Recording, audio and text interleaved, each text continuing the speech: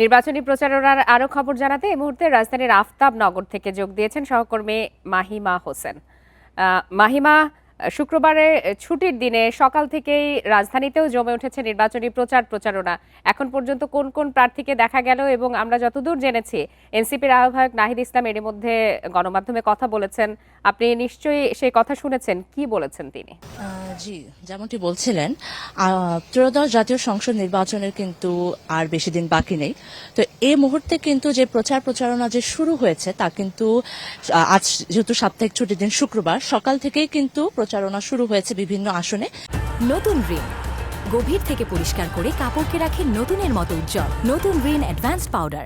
বিভিন্ন আসন সংলগ্ন এলাকায় আমি এখন রয়েছি ঢাকা 11 আসন সংলগ্ন এলাকা আফতাবনগরে, এবং এখানে সকাল 7টা থেকে কিন্তু গণসংযোগ শুরু করেছেন 11 দলীয় জোটের প্রার্থী এবং এনসিপি আহ্বায়ক নাহিদ ইসলাম। এবং কিছুক্ষণ আগেও আমরা তার যে গণসংযোগ রয়েছে সেখানে ছিলাম।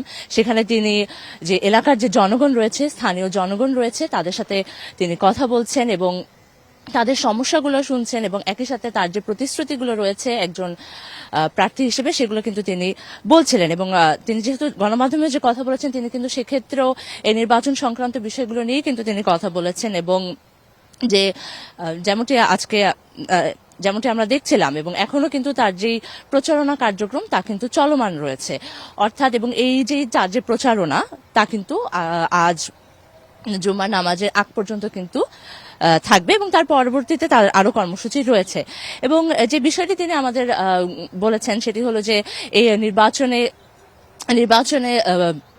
তিনি জয়ী হলে এই এলাকার যেই সমস্যাগুলো রয়েছে, অর্থাৎ গ্যাস সংকট এবং একই সাথে যেই জমি সংক্রান্ত যে সমস্যাগুলো রয়েছে তার যে সেই সমস্যাগুলো সমাধানের জন্যই কিন্তু তিনি কাজ করবেন। তিনি তার প্রতিটি গণসংযোগ এবং যে প্রচারণাগুলো রয়েছে তিনি কিন্তু সেই বিষয়গুলোই বারবার উল্লেখ করছেন।